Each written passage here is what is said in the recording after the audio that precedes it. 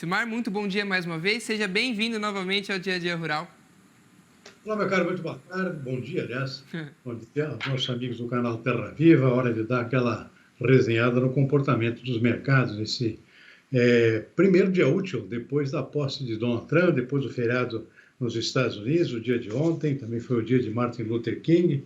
Mercado hoje, como não poderia ser diferente, refletindo diretamente as possíveis consequências e desdobramentos do governo Trump, que começou para valer já na tarde de ontem, com uma enxurrada de decretos, de atos normativos da nova administração americana, já causando algum impacto bastante expressivo em alguns mercados, mas especialmente ainda não atingindo ainda o cerne das preocupações da área econômica, é a questão das tarifas, né? A gente vai comentar daqui a pouquinho, tarifas para bloquear importações que concorrem com produtos americanos, já que o grande objetivo do novo governo americano é fortalecer a indústria sucateada dos Estados Unidos, que perdeu em termos de competitividade para produtos mais baratos que vêm, sobretudo, da China. E a China, é claro, é o principal alvo do novo presidente americano. Mas antes de comentar tudo isso, vamos aos mercados. Como é que estão comportando os mercados nesta terça-feira, primeiro dia útil desta semana? Começando aqui pelo mercado financeiro no Brasil, mercado relativamente calmo ainda nesse momento, o dólar subindo, 0,2% nesse momento, R$ 6,06 é a cotação da moeda americana. Mercado de ações com leve queda de 0,1% no índice Bovespa na B3. Lá fora, bolsas americanas operando com alta moderada, 0,8%. Ou seja, existe ainda, pelo próprio comportamento do mercado, a expectativa do que vem pela frente. Ou seja, o mercado, por enquanto, deglutindo algumas medidas anunciadas ontem, tem muito a ver com as questões de imigração nos Estados Unidos, alguns efeitos externos, como a saída da Organização Mundial da Saúde, da OMC, mas efeitos ainda esperados no mercado em relação a tarifas, que é o que ainda está sendo esperado e com maior detalhamento. Então, por isso, o mercado reagindo de forma moderada por enquanto. O fato é que o dólar index está caindo, aquele indicador que compara a moeda americana com outras moedas fortes, 0,8%, e o mercado de ações subindo. Índice Dow Jones na Bolsa de Nova York com alta de 0,8%. Petróleo cai bastante. Já havia caído ontem, 2,1% nesse momento, $78,40 do tipo Brent, que é referência para o mercado internacional. Por que o petróleo está caindo? Está caindo porque Trump já anunciou no seu pacote antecipado no dia de ontem que vai priorizar a exploração e o aumento da produção de petróleo dentro dos Estados Unidos, para tornar o país autossuficiente. E aí vai esquecer todas aquelas medidas que têm a ver com aquecimento global, questões regulatórias, tem a ver com o efeito estufa. Ele quer realmente aumentar a produção de petróleo a qualquer custo, não está muito preocupado com questões, com os efeitos ambientais que disso pode decorrer. O fato é que com a expectativa de aumento na produção de petróleo no país que mais consome petróleo no mundo, quer se tornar autossuficiente, acabou derrubando as cotações do produto. É o que está acontecendo novamente hoje. O petróleo já caiu ontem, cai bastante hoje, 2,1%, conforme eu mencionei. Mercado de commodities agrícolas, voltando a operar hoje nas bolsas americanas, Nova York e Chicago. Olha, predominância de altas, pelo menos por enquanto. Trigo em Chicago sobe 1,7%, milho está no intervalo agora, o mercado de Chicago, da sessão eletrônica, milho fechou a primeira parte da sessão com alta de 0,9% e soja subindo bastante hoje. Pelo menos isso ajuda um pouco o produtor brasileiro. Soja com alta de 2,1% nesse momento em Chicago, refletindo preocupações com falta de chuvas na Argentina e também partes do Brasil, como é o caso do Rio Grande do Sul. Chuvas estão muito escassas, isso já está prejudicando a produtividade das lavouras, a possibilidade de alguma quebra na produção já está no radar do mercado, portanto, por isso a soja sobe, já que estamos falando aqui da produção dos dois maiores exportadores mundiais da commodity, Brasil, no caso do grão, e Argentina, no caso do farelo e do óleo de soja. Algodão está estável, praticamente no 0 a 0 nesse momento, estava subindo um pouquinho, agora deu uma estabilizada. Cacau sobe bem em Nova York, 3,2%. Café arábica dispara 2 pontos percentuais. E o Robusta em Londres que sobe mais, 5,6%. Preocupação com a safra do Vietnã e também já refletindo uma nova estimativa divulgada agora há pouco, a gente vai comentar daqui a pouquinho, pela Conab, mostrando uma queda na produção de café do nosso Robusta aqui, que é o Conilon, isso já está sendo refletido no mercado com alta dos preços do produto, em Londres, nesse momento, alta forte de 5,6%. E suco laranja disparando também 5 pontos percentuais por conta da situação de aperto na oferta global desse produto, por conta da menor produção do Brasil e quase zerada a produção da Flórida nos Estados Unidos, que são as grandes regiões produtoras desse tipo de commodities no planeta. Portanto, João, esse é o retrato do mercado neste momento. Claro que isso ainda pode ter desdobramentos, alterações, até porque muita coisa está sendo aguardada aqui em relação a anúncios do novo governo americano, que certamente impacta de uma forma ou de outra os mercados. Silmar, ele já teve muitas falas ontem, falas importantes, né, que já mexem com a economia. Inclusive, a gente vai destrinchar um pouquinho agora tudo aquilo que foi assinado, né, logo no primeiro dia do retorno do presidente Donald Trump à Casa Branca, né, essa série de decretos que já mexem com assuntos muito importantes para todo o restante do mundo. O republicano retirou os Estados Unidos da Organização Mundial da Saúde, justificando que o país gasta muito com recursos, muito mais, por exemplo, do que a China. Ele também tirou o país do Acordo de Paris. A decisão colocará os Estados Unidos ao lado do Irã, Líbia e Iêmen, como os únicos países do mundo fora do Acordo de 2015, criado para combater o aquecimento global. Trump também decidiu perdoar os 1.500 envolvidos na invasão do Capitólio, no dia 6 de janeiro de 2021. Segundo o presidente, eles não fizeram nada de errado. Durante a assinatura dos decretos, Trump respondeu várias perguntas por cerca de 1 hora. How do you see our relationship with Latin America and Brazil? Great. Should be great. Ele disse que espera ter boas relações com o Brasil e a América Latina, mas falou que esses países dependem muito mais dos Estados Unidos do que os Estados Unidos deles. We don't need them. They need us. Everybody needs us. Trump disse também que acredita que pode terminar com a guerra da Ucrânia e ainda defendeu medidas para combater a imigração ilegal, inclusive retirando a cidadania americana de filhos de imigrantes ilegais. Por fim, o presidente propôs uma parceria com o TikTok, ao invés de exigir a venda total do aplicativo a uma empresa americana, como defendia o governo Biden. Ele admitiu que melhor seria uma parceria com a plataforma chinesa. Silmar, tá certo que ele, né, chega e vai governar para os norte-americanos, mas o Trump, com essas falas dele, tem um ego muito inflado, né? Ele já chega com um ego muito inchado no poder novamente e, inclusive, já disse que quer até pegar de volta o canal do Panamá, porque tem até navio chinês passando por lá, enquanto os Estados Unidos estão sendo prejudicados, né? Então, como que fica a partir de todos esses decretos, né, que ele já pôde adiantar um pouco?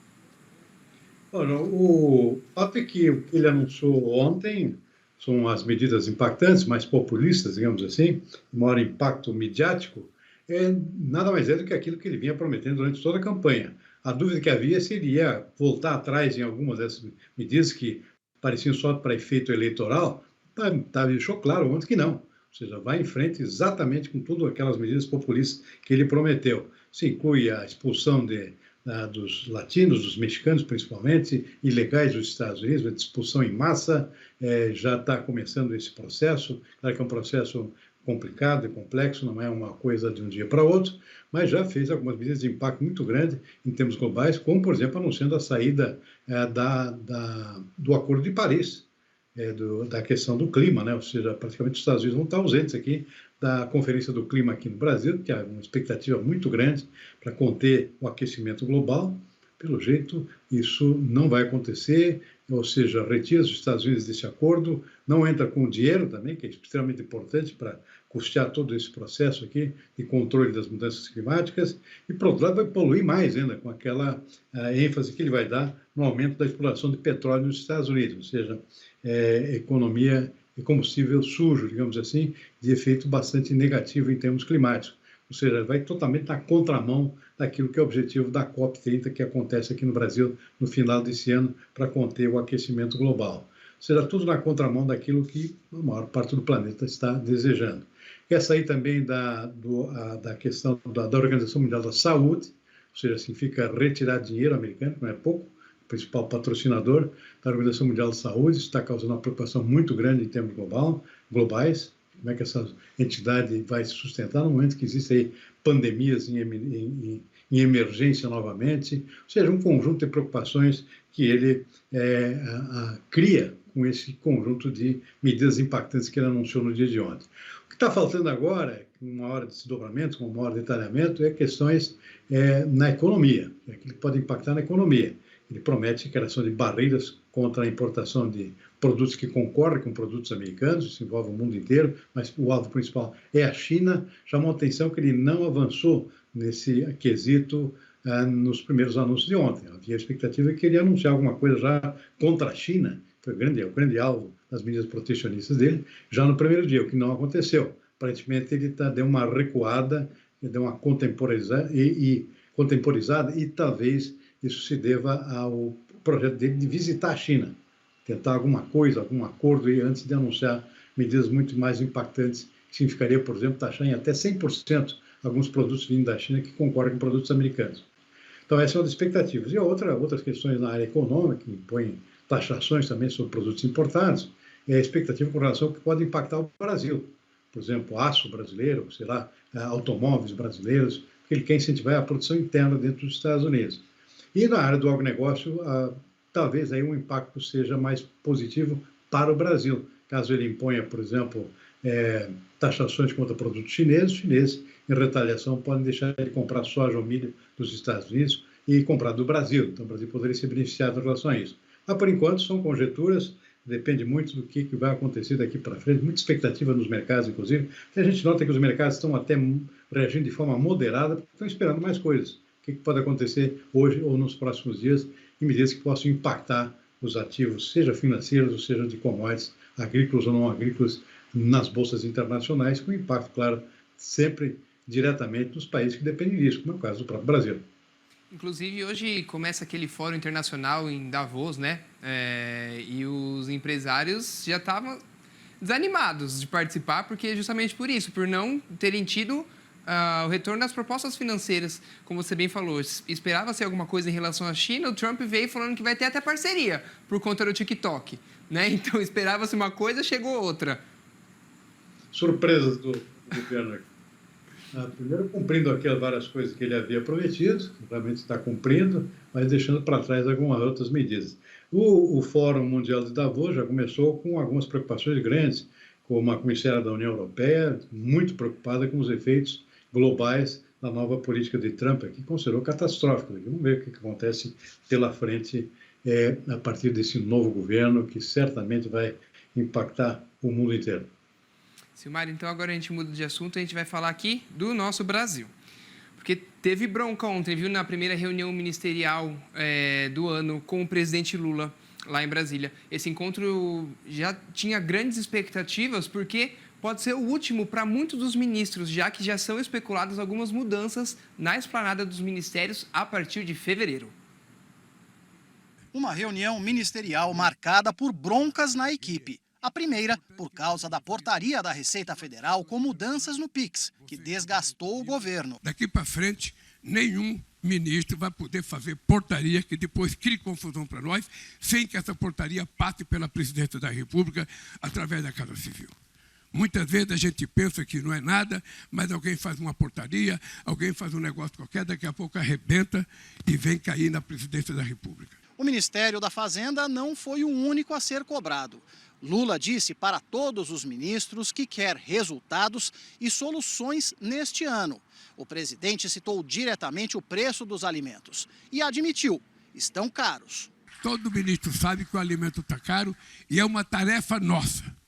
É uma tarefa nossa garantir que o alimento chegue na mesa do povo trabalhador, da dona de casa, na mesa do povo brasileiro, em condições compatíveis com o salário que ele ganha. Segundo Lula, esse é um assunto explorado pela oposição, que já estaria em campanha para 2026. O presidente disse que vai conversar com ministros do Centrão para saber que partidos vão seguir na base aliada até o fim do governo. Bancadas do PP, União Brasil e PSD têm cargos na esplanada e, mesmo assim, raramente fecham com o Planalto nas votações do Congresso. Esta deve ser a última foto oficial com essa composição de ministros. Lula deve fazer trocas no comando de ministérios a partir do mês que vem, quando assumem os novos presidentes da Câmara e do Senado. Estão na Bolsa de Apostas Márcio Macedo, da Secretaria-Geral, Alexandre Padilha, das Relações Institucionais, Ricardo Lewandowski, da Justiça, Nízia Trindade, da Saúde e Cida Gonçalves, do Ministério das Mulheres. Esse assunto não foi pauta evidente da reunião e o presidente continua refletindo. Ele pode trocar ministro, ministra, como qualquer outra função, a qualquer momento.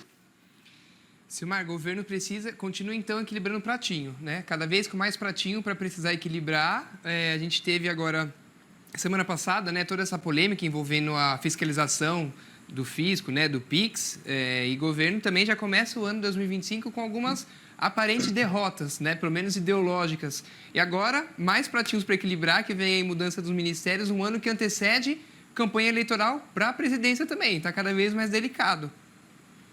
E o próprio presidente ontem já mencionou, inclusive, uma agenda 2026, né? Já preocupado com as eleições do ano que vem e a tendência e necessidade que ele tem de reeleição dele ou de alguém do seu partido, do seu grupo político. E vai ser bastante difícil, portanto a agenda já vai estar voltada para isso. O que chamou a atenção ontem, nesse pito lá do presidente, com relação àquela questão do PIX, que agora aparentemente ficou para trás, causou realmente um prejuízo bastante grande para todo mundo, não só para o governo. A agenda para frente agora depende muito do próprio governo, né? Ele reclamou do preço dos alimentos, por exemplo. Só que onde é que está o dólar? O dólar está lá em cima, isso impacta diretamente no preço dos produtos agrícolas em geral, consequentemente nos preços dos alimentos. E isso tem a ver com o próprio governo, tem a ver com terceiros aqui. A produção agrícola está andando, a safra está andando, tem alguns problemas climáticos aqui, mas possivelmente vamos ter uma safra maior esse ano. Então, o problema não é da agricultura, pelo contrário, o produtor aqui cumprindo o seu papel de produzir mais no Brasil. Agora, com o dólar nessas alturas, com a falta de avanço das políticas públicas, de controle dos gastos públicos, que é o que provoca a alta do dólar, o preço dos alimentos vai continuar elevado, isso impacta diretamente a cotação da moeda da americana nos preços dos produtos que têm relação com o mercado internacional. Significa comida mais cara. A solução disso começa pelo próprio governo, não depende de terceiros. Então, o recado que o presidente Lula está dando é para ele mesmo. Ou seja, começa pelo próprio governo a iniciativa de começar a controlar o preço dos alimentos, que tanto preocupa o governo, sempre preocupou, mas não tem a ver não com terceiros, tem a ver com o próprio governo. É uma pauta que é cada vez mais cara, né? E a gente falando, então, justamente da produção agrícola brasileira, Silmar, vamos falar de café, que foi um vilão para muitos consumidores, né? Que subiu o preço ano passado. E agora a gente vai entender um pouquinho mais o porquê disso. Que o Brasil encerrou a safra de café em 2024 com 54,2 milhões de sacas. 1,6% a menos do que no ano anterior.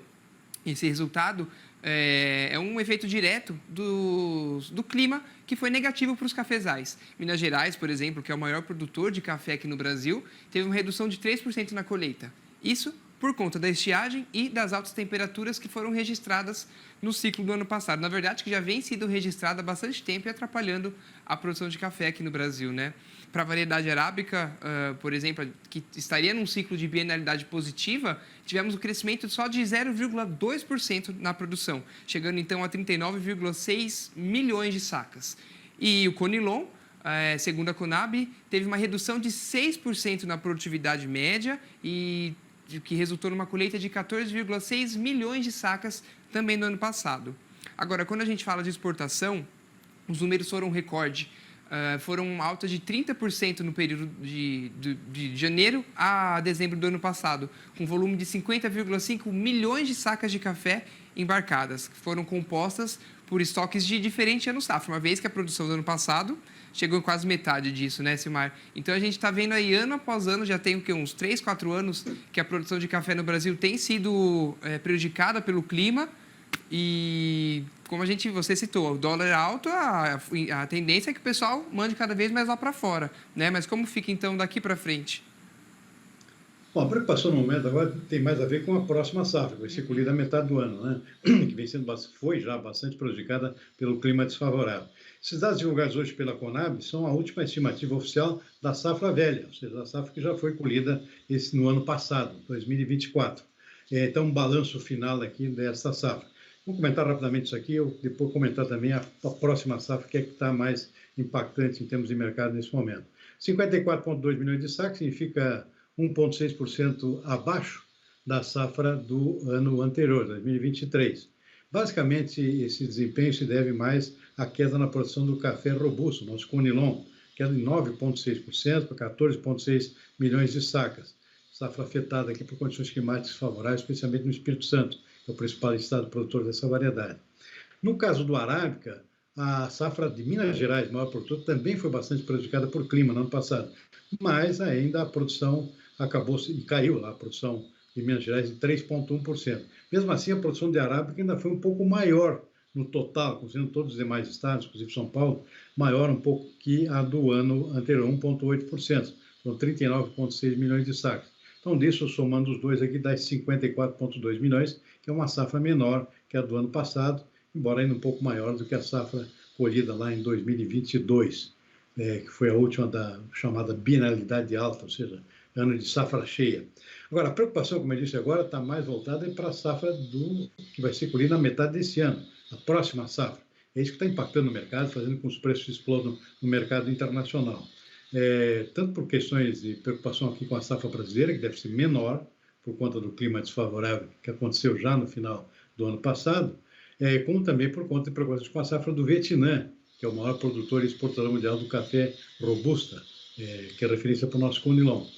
Duas safras com tendência de produção menor, portanto é isso que está impactando no mercado e deve continuar impactando em preços altos ao longo desse ano ainda, até que se tenha uma ideia melhor da colheita que vai começar aí por junho desse ano e os seus desdobramentos também com relação à safra futura que vai ser colhida em 2026. Ou seja, o mercado se antecipa muito em termos de tendências e é isso que acontece também no mercado de café, que está atuando hoje em termos de preço em relação ao futuro, não mais ao passado, que isso já realmente só serve para registro.